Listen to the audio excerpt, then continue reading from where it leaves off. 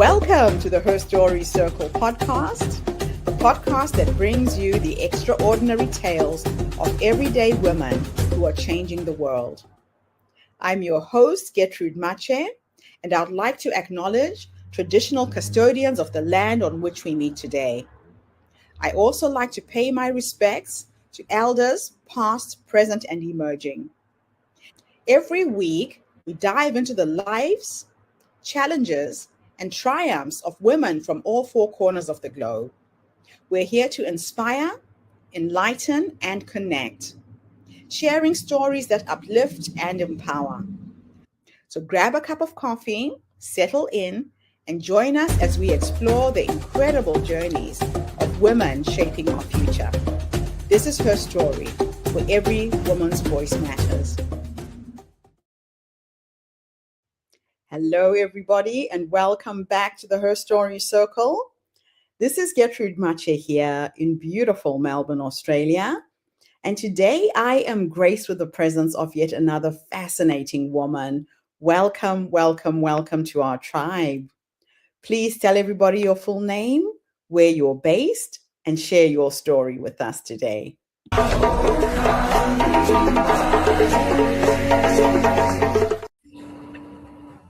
Thank you so much, Gertrude, for having me on your amazing podcast. My name is Malaysia Harrell, and I am based out of Maryland in the United States. And this is my story.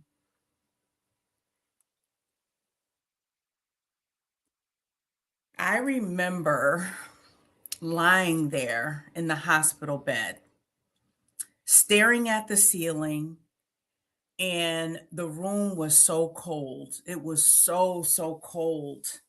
And I remember the lights being so bright, and my body, the same body that had basically carried me through decades and a lifetime of great achievements, felt like it was betraying me.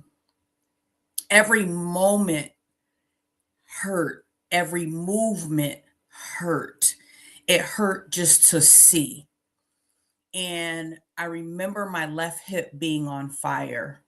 And when I tell you pain, there was no definition of the type of pain that I was facing at that time. It was excruciating. And I couldn't even move without assistance. I couldn't sit up without assistance. And I remember the doctor walking in.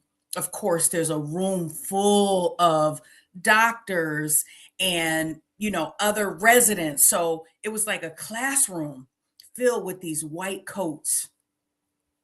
And the doctor glanced at my chart and said something I will never forget. They said, "This is probably just stress, and we can't find anything, and we're going to send you home today." And I just remember feeling so defeated, so unheard. And I remember thinking to myself, this cannot be stress. And I remember saying to myself, stress doesn't feel like your body shutting down.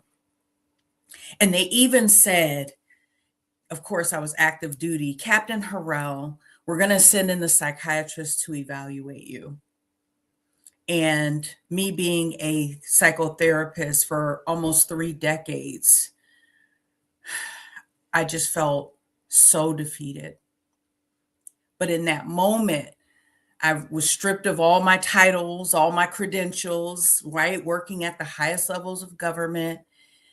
And I was stripped of my ability just to perform and to take care of myself. And I realized something, and it was so terrifying. I had built a life my body could no longer survive. You see, for most of my life, I was what society would deem a high achieving woman, right? Accolades, everything on the outside looked so amazing. Married, house, cars, credentials, everything. I did what we were taught to do. I worked hard. I served others. I developed a whole life of service, and I pushed through discomfort. Because you know why? The world always rewarded me for that.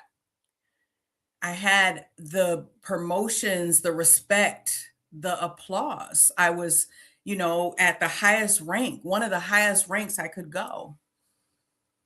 But no one ever taught me how to listen to my body, right? No one ever taught me how to rest without guilt. And no one ever taught me the difference between achievement and alignment. So I kept pushing like I always did until my body forced me to stop. The hospital bed that I was laying in, it became my classroom. Because lying there, unable to do anything, I was left with one unavoidable question. Who am I when I can no longer produce? That question was so powerful. And it actually changed everything for me because it led me to a truth no planner, no strategy, or success formula ever taught me throughout all these years. And that is, you cannot build a meaningful life or a sustainable business from a nervous system that never feels safe. Healing didn't just save my body, right? I'm here. It rewired how I understood success. And that's where alignment entered into my life because it's not a buzzword, it's actually a necessity. And in the age of technology and, things being given at speed, rapid speed, we don't always get to see that. And alignment actually became the way that I rebuilt my life, my leadership, and my work. And so I now live by a framework called Align, and it was born in that hospital bed. So let's break this down of what Align really means. So A, acknowledge the cost. The first step was acknowledging the truth. My success had come with a cost. I remember watching a Marvel movie, Doctor Strange, and one of the characters named Mortal said, "The bill comes due." And I just take that to heart because it always does. All right. So it came at a cost, my health, my peace, my sense of safety. High achieving women are celebrated for endurance, but rarely ask, what's it costing them? Right? Because it's easy for everybody else to just benefit. And alignment begins when we stop minimizing exhaustion and we start honoring the truth of our bodies. L, listen to the body.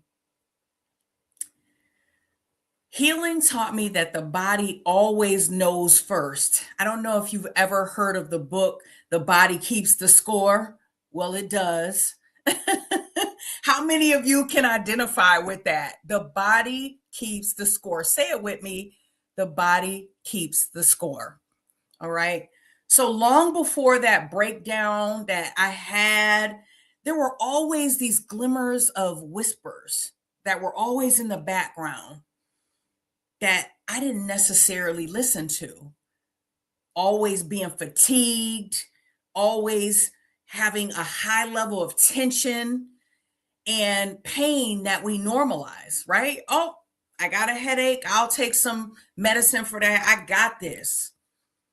I had learned to override those signals in the name of success, but alignment required me to listen, not just intellectually, but physically, because the body is not a barrier to ambition. It's actually the compass. All right. And so next is I. Integrate, but don't abandon. Integrate, but don't abandon. Here's the myth that I had to unlearn. There's a lot of unlearning in this process of alignment. So, alignment doesn't mean giving up your ambition, right? Because I believe we all have a calling that we were sent here to leave this earth better than we found it. And I didn't stop building, right? I stopped breaking myself, okay? And I learned how to integrate. So, rest with leadership, vision with regulation, and growth with sustainability. You see, you don't need to burn your life down to build something better. You need to build from a different foundation, however. And G, ground and safety. This was the most surprising lesson. I have to be honest about that because no amount of success feels fulfilling when your nervous system never feels safe. Okay. When people feel safe, they think more clearly, they create more freely, and they lead more steadily. And guess what that always means, right? As you align your finances and everything else, your sense of safety, rejuvenation, all of that continues to rise as well. So, safety isn't weakness, it's the foundation for sustainable power. And finally, N for align is navigate from alignment. That's it. That's the answer. And I remember when I really like embrace this, it's easy to say it like a hashtag, or something that is a cute cliche. And I even had to get it tattooed on my arm. I don't know if you can see it there. It's called The Art of Surrender. But today I still lead. I still get to dream. I still get to achieve. Now I'm speaking all over the world. So when I decided to be obedient and get into alignment with my divine calling, the floodgates of all these blessings started to occur. And they didn't occur with challenge, they occurred with flow. So now I navigate from alignment instead of urgency. You can't pick up every call or say yes to everything that comes your way, because as you start to align, you're going to see that there's going to be so many people calling you, needing your services, wanting the energy that you now have, because before it was just expended. So I ask myself different questions, and I want you to think about this too. All right, for your own journaling efficacy. So, does this, whatever you're being asked to do, or you're being called to do, or whatever decisions you're making, ask yourself these questions. Does this honor my body? Does this honor my body? Right? So, it doesn't just mean physically, it means spiritually, it means mentally. Is this going to take me on overload? Okay. Think of all of these things. The next question you need to ask is, does this align with who I'm becoming? Because when you go through this process, you're going to realize, you know what? I'm not the person that I was yesterday. I'm not the person that I was 5 months ago. And so, whoever you're becoming to be in alignment, again, it is a process. Does this align with who I'm becoming? And you're going to have clarity on who that is that you're becoming when your nervous system starts to regulate. And lastly, does this build a life I can actually live inside? So, looking at it from a holistic perspective, right? What are the outcomes? Does this align with my mission, my vision, my personal mission and vision? All right. And when I asked myself these questions, the answers that I got for myself, they changed everything. They changed the game. I probably honestly would not be in front of you here today. And so I want to leave you with this. We live in a world that glorifies output while ignoring the biological systems that made the output possible, right? We're in a world of AI and all technology. But here's the truth: healing is not the opposite of productivity, it's the foundation of it. That's what we don't always see. And when high achieving women stop building the lives that break them, we begin building futures that are sustainable. They're powerful, they're deeply aligned. So, guess what that means? We have our energy. We're not burnt out. We're not having physical ailments as a result. We're having relationships that are sustainable, right? So, here's what I want to leave you with: the hospital bed didn't end my story. It finally helped me begin telling the truth. And I pray that this story blesses you so that you can tell your truth and live in your truth as well.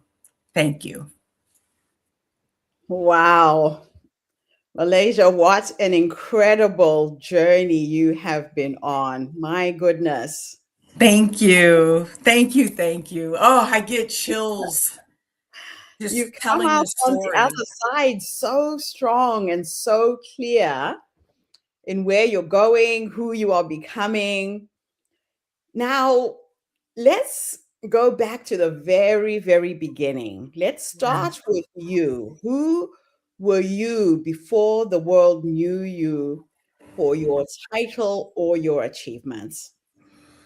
I was known as the selfless servant, someone who has dedicated her life to success. And what I didn't realize is that, and this is very important because I know a lot of people can identify with this. Some people who come up in challenging situations and they may not have received the love and encouragement that they needed when they were really little, they start to rely on outside things to validate them, to give them what is seen as a false sense of love, a false sense of identity. And because that's how I came up. And I realized at a young age, wow, I didn't get the love that I needed at home. It was very abusive, very toxic. But when I got good grades, I was celebrated. When I was in every gifted and talented program, I was celebrated. So I had really built a life on that. Everything that I did, I gave above and beyond, like way above and beyond. And it was just a sense of wearing a mask and not wanting the world to see who you truly, truly are. And so before the world knew who I was a powerful person hiding behind the mask. And I Mm. relate that and align that with the Wizard of Oz. If for anyone who's ever seen the Wizard of Oz. Oh, man. What an incredible life. Now, you said the body keeps score. I love that book. Mhm. I've read it. It really Yes. made sense to me. But what did your body know before your mind was ready to accept it? What were the symptoms? What were you feeling? So before I had the near death experience, I was on fight or flight all the time. I had so much adrenaline, and it guess what it allowed me to do? To not feel feelings. I was relentless. You couldn't tell me anything. Nothing's going to get me down. And it really allowed me to compartmentalize all of the traumas that I had dealt with in my entire life, and being active duty as well. And then of course going into a profession where you're listening to people's traumas all the time.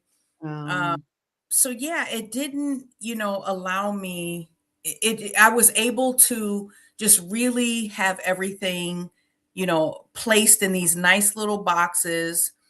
And it wasn't until this happened, because again, I don't think I realized it consciously. It mm, wasn't till this happened I was like literally not able to do anything. You're in the bed to reflect because there's nothing else that you can do. If you're in this dark tunnel by yourself, you gonna feel something. Go down. Yeah, yeah, that is so true. Yeah. Now, you've spoken about having your pain dismissed. What did that experience teach you? It well, it taught me that the biggest thing it taught me is there's two things. Number one, the art of surrender, Mhm. because you can't control anything, right? In Mhm. some instances, as far as other people and their mind. Of course, I had to obviously advocate for myself, but it taught Yes. me to surrender to God because God made sure that I was not leaving this earth at that time. And number two, because a lot of veterans, there's a lot of suicide in the veteran community, and I could empathize on both sides now. I'm a practitioner and now I'm a patient, and they Yeah. sent to the psychiatrist to evaluate me. The second thing I learned, which is the title of my book, is God has my six. So when you go through a huge transformation, a metamorphosis, because you're not going to be the person you were when you get out on the other side, Yeah. no one's going to identify. A lot of people won't identify with you anymore. They're going to be Mm. like, what happened to her? She used to be like this and now she's like this. And so no matter what, the goal is not to get discouraged, but to know that your higher power has your back. And six in military terms is in the military we go in direction by the clock. And so the six is actually your back. And so those are the biggest things that I learned during this process. Wow. Wow. My goodness. So, how did your identity unravel when success was suddenly stripped away? Oh, I felt like I didn't know who I was. I felt like my life was over. I did such great things. And I felt like, wow, if I can't perform at that level, if I can't even walk, if I can't even take care of myself, Mm. who am I? I did not know who I was outside of the uniform. I did not know. I mean, even if you put me in any uniform, worked in the prison system before that job, before the military. I went in after 9/11. And so I didn't know who I was. And I had to go on this quest to find myself, who I was born to be. And I believe that we all have a glimmer in our heart and our spirit of what that always was, Yeah. but we denied ourselves that Mhm. opportunity to become her in order to get those accolades and to serve others and not serve ourselves. Mm. So, what was the hardest truth that you had to face during your healing journey? I was human. I don't know. This is so fun. Like I thought I used to call myself a beast. Like I was a beast. Like you couldn't anything you gave me, any hurdle you put, and now I don't have to prove myself to anyone. I Yeah. just am. I am. That's one of the most powerful declarations, as you know, that you can make. I just am. And I feel good and I feel at peace about it. I don't Mhm. have to put on a show for anyone. I remember, so here's one funny thing. So, I've been speaking for years, right?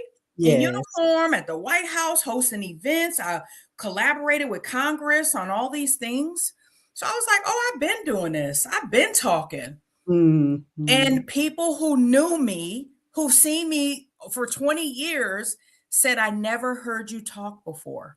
Isn't that interesting? Oh, wow. That's fascinating.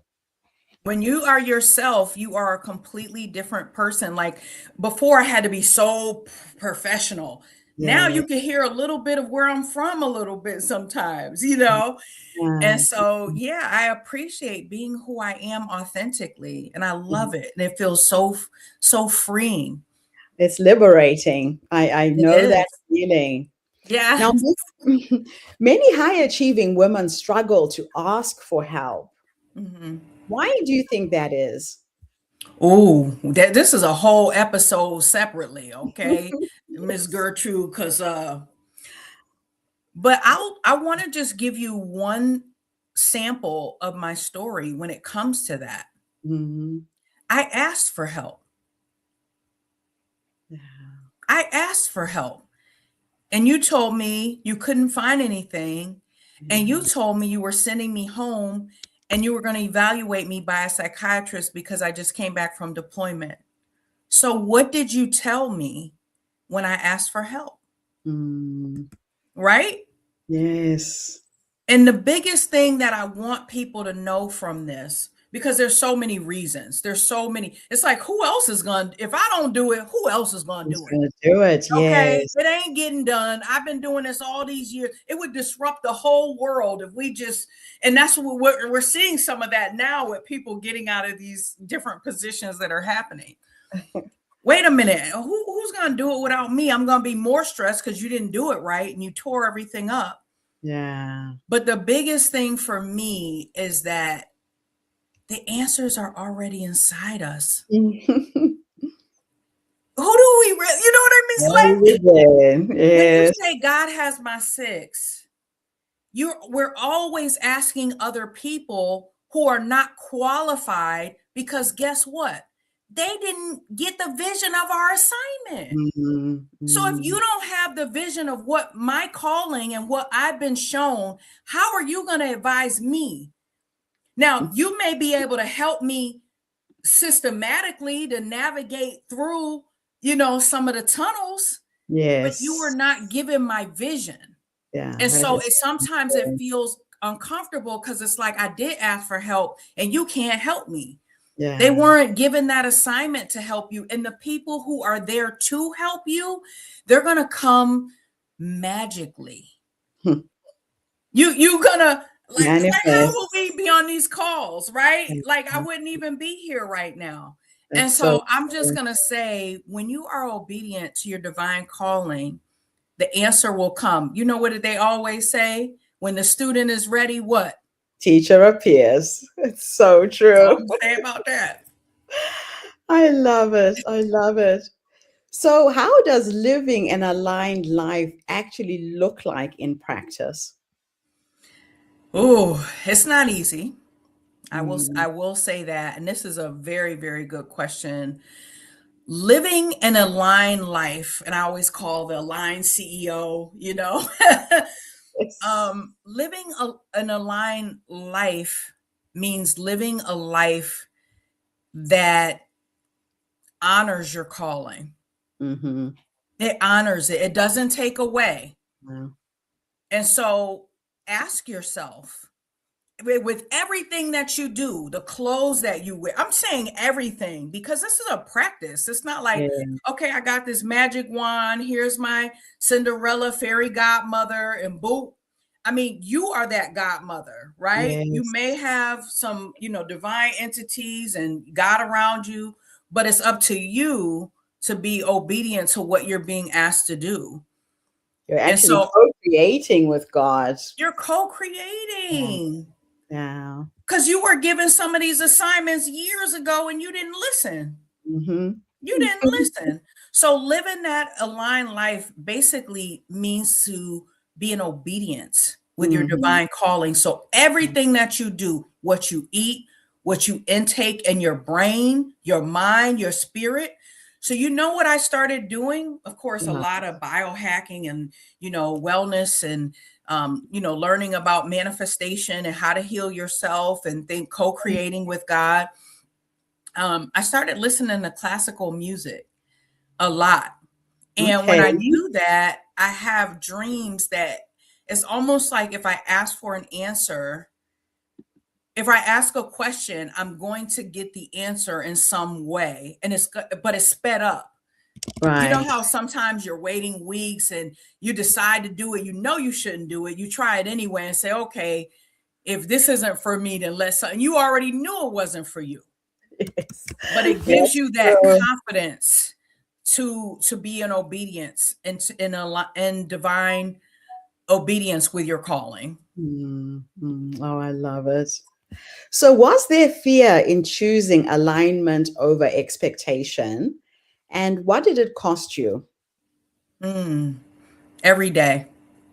Mm, But at the same time, that saying always goes, you can't be faithful and fearful at the same time.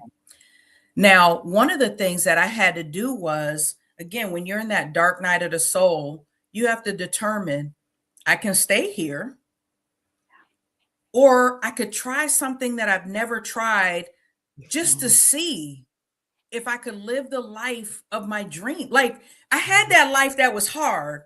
The new Mhm. life that I'm creating is not going to look like that life. No. Let's try it. If it doesn't work, I could go back in the dark tunnel, right? Oh, I So love it. So it's not true. easy. It's not easy at all. And I wouldn't say that you're going to lose that word. I like that cognitive reframe. I would Yes. say it's the shedding. So every year you're Every going year. to shed, just like the snake sheds. Oh, And, yeah. and when you're starting to shed, you know, anything, you're going to feel a sense of loss and grief. Yeah. I'm Yeah. no longer, I used to do races all over the world, and I had to have 2 hip replacements. I'm not running. So it's like that identity of, okay, I was this, but guess what? Now I get to do life that works for me. Yeah. So if I can't be out in the Your sun, terms. It is on I your gotta have terms. my fan around my neck. I gotta Yeah. have my hat on my head. I just do life differently. So I wouldn't say there's going to be a lot of a sense of grief because you're grieving the life that you once knew, Yeah. but you're That's opening yourself up to something so where much to go. greater. Yeah. I love it. Now, what role did faith, intuition, or an inner knowing play in your recovery? Everything, Mm, everything. So initially, I gotta put a caveat on that. Initially, it was a challenge mhm. because you're trying to beat yourself. Like you've been used to getting stuff done and you just beat it into somebody and beat it in your own head. You can't beat your body into healing. No, Hey, I want to be healed by this date. Boom. it's not going to And happen. it's not going to happen. So the surrender piece was very, very helpful in that journey of Okay. it because again, you're shedding this old life Yeah. to get this new life or this new calling. It was Yeah. always your calling. But of course, we Mhm. all take these different roads in a GPS That's and you take a it. U-turn and you go all around. But Oh, yeah, I would say that it really helps in that way. That initially it's not going to feel easy, yeah. but if you continue down the path, people are going to be introduced to you that you would never even know. I have one short story. So, when I was in the hospital, my intuition told me to contact someone for like juices because there wasn't a whole lot of healthy food. You either, Okay. what do you have? The salad, you got jello, there's burgers, there's pizza, there's not a whole lot of, food that was healthy. And I said, Mhm. my body needs sustenance. It needs healing. And so the lady that I called this one juice bar that was Mhm. near the hospital so my husband can pick them up. I talked to her. She's from Korea. I Right. lived in Korea. I was stationed in Korea. And I started telling her my story. And she said, as soon as you get out of the hospital, you come and you meet with me. I'll give you your juices. And again, because at one point I had Bell's palsy, I was 254 pounds. I Wow. had 9 surgeries. And so, again, that one intuitive nudge to make that phone call, right, helped me Mhm. to see. And also with faith, listening to books on tape and audio books and Yes. watching Disney stories, of because that's the type of movies that were on the television in the hospital. And so Mhm. watching things, watching the movie Heal, listening to the audio book Act as If, or Psycho Cybernetics, and just acting as if. And so one of the things, again, we're all master manifestors, whether it's positive or negative. People don't realize. Yes. So while I was in the hospital, I got my husband to bring me clothes. And so Okay. when I was able, after, several weeks of me being down from, because I had surgeries back to back to back, I was able to get up during the day, sit in my chair, and I had my units on my head, and I had clothes. And so if I took a picture of myself, you wouldn't have known I was in the hospital. Oh, wow. Wow. That's Yep. just amazing. Yes. Too crazy. Now, you and I have a passion. You speak about being called to use your voice. Yeah. This is something that I encourage every woman to tune into that calling. How did you recognize that calling? Um, it wasn't until you start to kind of clear the clutter. And when I decided to actually listen to Mm, the divine calling and the nudges, I realized, because at first you're angry. How I had it all. How could I lose yes. my career? Because, I was forced to medically retire. And Right. so it's like, you know what?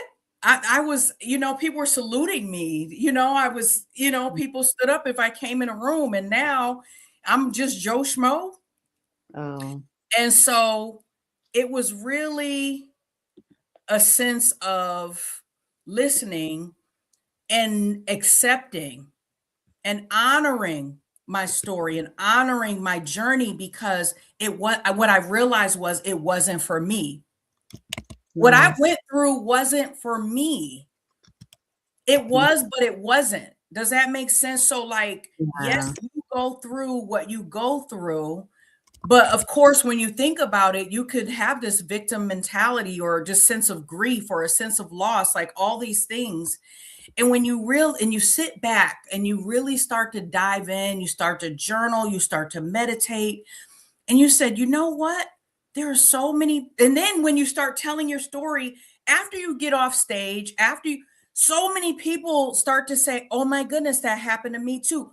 Women Yeah. of all creeds, colors, backgrounds, right? From all people are like, that happened to me too. Yeah. And so you realize, wow, I may be a voice for the voiceless. Mhm. And maybe me accepting my calling and stepping into the position will give someone else permission To to do do the the same. same. Yeah, that is so, so true.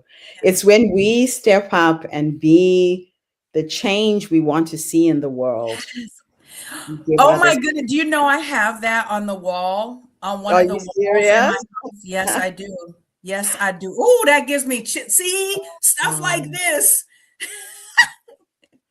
So what message do you most want women silently suffering to hear right now? Women who are silently suffering, I would want them to ask themselves am I connected? Because most times we feel disconnected. Yes. And for people who are suffering, that is part of it.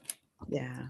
Yeah. But I would want you to ask yourself, and this is something that I listened to from Eckhart Tolle, The Power of Now, and I went to see him in person several Okay. months ago. I love his work. Yeah. Oh, ooh, y'all want Mhm. to get through something? Put on The Power of Now and listen to it in your head right now. Even his voice gonna calm you down. That's good. He said something that was so profound. And it was basic. It wasn't exactly like this, but it was like basically, what role are we playing in our own suffering? because suffering is in the Mm. eye of the beholder, It's in, right? yeah, You could be you notice two people go through similar situations and they experience it differently? completely differently. Yes. Completely different. So Yeah. you're not captive by your mind. Yeah.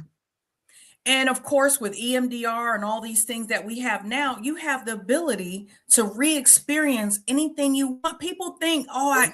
I gotta hang this box of trauma up and it has to stay in the room with me.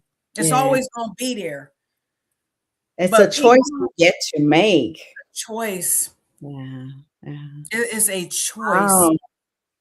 Just Yeah. that awareness itself, what role am I playing in my own suffering? Yeah. It gives you, it forces you to take responsibility. Yeah. Everything that happens in our lives, we are, like you said, we are co-creating these experiences. Yeah. So do you want to stay there or do you want to change it? How do you want to react to what you're going through? Is the Yeah. choice that you get to make. Yeah, and I know we're talking about, and I don't want to say like it's easy because some No, people have never been through some easy. really traumatic experiences. So we don't want to discount what Those you've experiences. experienced, but can you experience life differently? Yes. And it is that, like Gertrude, like you were saying, that level of awareness and Mhm. being open to explore new philosophies, new ideologies, right? It wasn't until I was watching, these different movies that I was exposed to new information. Like Yeah. most people, if you're just exposed to one thing, you're thinking, okay, I was given this manual, this is my standard operating procedure, and Yeah. this is the only thing that I can use. Mhm. But why were those other books written? Mhm. Why were we given so many bodies of knowledge? Yeah. Right? So maybe, yes, I still have my core values, but maybe also, again, yes, and right? That principle, I can look at all these other things and say, you know what? I'm no longer who I was. So, how about I try this food? How about I try this book? How about I try? If it This is, doesn't align, you're going to know. But yeah. once you open yourself up to being obedient and to surrendering, you're going to do things you never thought you would do. I love it. My last two questions for you are a bit of a thought experiment. Mhm. In the first one, I'm going to teleport you back to the younger you, Mhm. woman who found herself at a crossroads, having to reinvent herself. For most women who are listening to us, who are feeling stuck, overwhelmed, and unwell, if you could go back and give yourself three nuggets of wisdom, where to begin on this journey, what would you have wanted somebody to have told you based on what life has taught you up until this point? Well, and some of them I did get at an early age, and one of them was from my grandmother. And so nothing in life is free. So even as you're gaining this new knowledge, as you're transforming, you have to give something to get something. And so that's the part I think people tend to get challenged with, because it's like, I don't want to give up this relationship I should have never got into in the first place. I don't want to give up this job that helps me pay for this house. I've had so many clients who have completely transformed their lives, shut down their brick and mortars, and now they're living the life of their dreams, doing something completely different, right? Something that was draining them. So that's number one. Nothing in life is free. So just knowing that, even though we're talking about flow and we're talking about manifestation, you have to give up. You have to give something to get something. That's the law of exchange. Number two, again, I would go back to the art of surrender. And I wish someone had talked to me. I mean, we learned about it in church, but I didn't really, as a little girl, I didn't know what it really meant and how to really embrace it and how to have that level of awareness to know, anytime that I'm not being obedient or I'm not surrendering, you're going to feel it. You're going to feel it in your body. You're going to feel it in your mind. You're going to feel it in your spirit. Anything that you're doing that doesn't align, you're going to feel it. So just knowing that. And then the other thing is, even as you grow up, that little girl who had all those dreams, who put them away because life told her that she couldn't have them, that little girl is going to always be with you. That little girl, I wish someone told me that I would always be able to dream. And Eleanor Roosevelt has this quote that I live by as well. And it's called, and it says, the world belongs to those who believe in the beauty of their dreams. So if you feel like you're in darkness right now and you feel like you're struggling and you don't know how to get out, think about that little girl who had dreams, who had, when she saw them and she didn't think the world existed when she thought about those dreams. Just think back to that and allow yourself to really embrace that, because that little girl is still with you to now. She will never die. Oh, I love that last one. That is so true. When you could still imagine yourself out of any reality you find yourself in. Yes.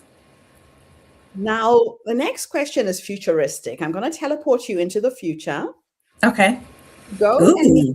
90-year-old you. Now, you've been biohacking with science and technology. You'll be on a dance floor somewhere, not in a rocking I chair. will, I'm sure. So, if we could go into the future to go and meet this wise woman who has led you up until this point, Mhm. what will you say to her when you finally meet her? I would honor her. I would honor her for being so brave, to sharing her gifts, for being obedient. I would hug her and I would tell her, thank you for all of the blessings that you bestowed upon this world, co creating with God. And thank you for your service. Job well done, faithful servant. Absolutely beautiful. Now, lastly, is there anything else I should have asked you and I didn't? Look, we could be here for day. I love our conversation. I love our dynamic. Um, one thing,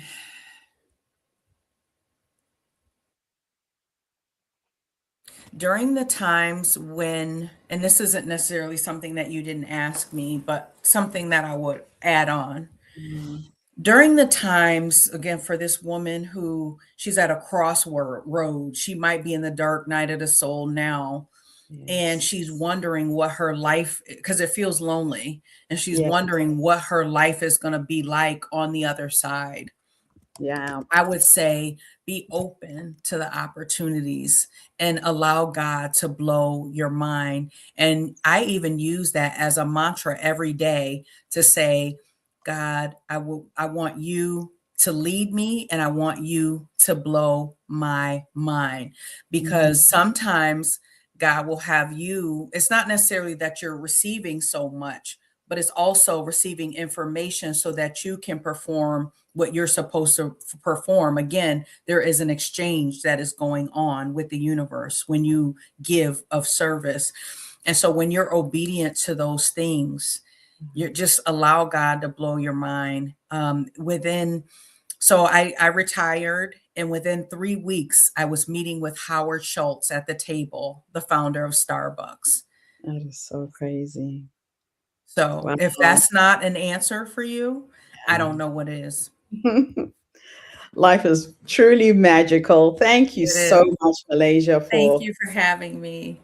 coming online and sharing your knowledge and your wisdom. And that last question, I love to ask women this question because I play with the energy of who I am becoming. Mm. I have this game that I play where I go into my meditation and my prayers.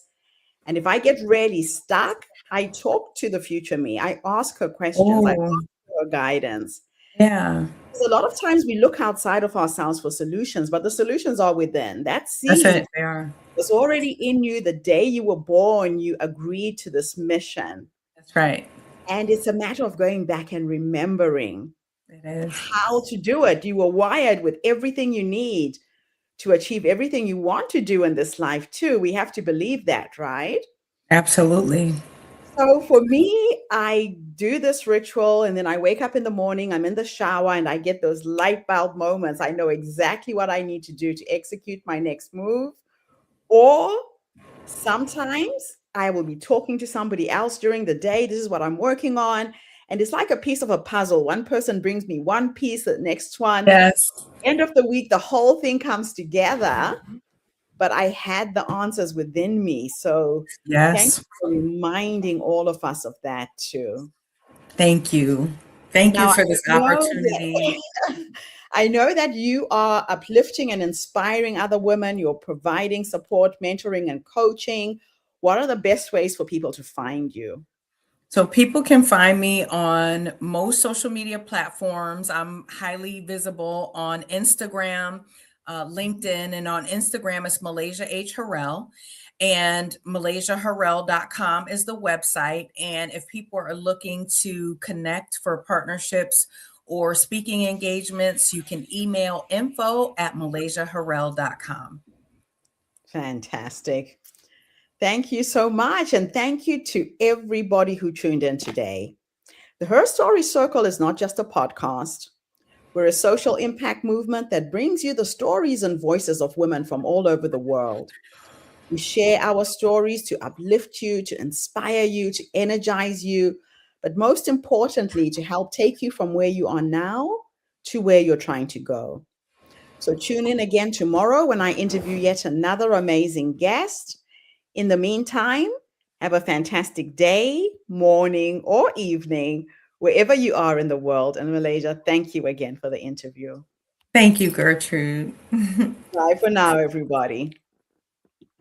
Thank you for tuning into the Her Story Circle podcast. I hope today's story has inspired you to believe in the power of our stories and the difference you can make in the world when you use your voice. I'm Gertrude Mache, and it's been an honor to share this space with you, where voices from all walks of life come together to weave a rich tapestry of diverse perspectives. Don't forget to subscribe, rate, and review our podcast to help us share these stories with more listeners. Follow us on social media by looking for the Her Story Circle podcast for more updates. And join us tomorrow for another episode filled with courage, resilience, and empowerment. Remember, your story matters, and together we're building a stronger, more inclusive world.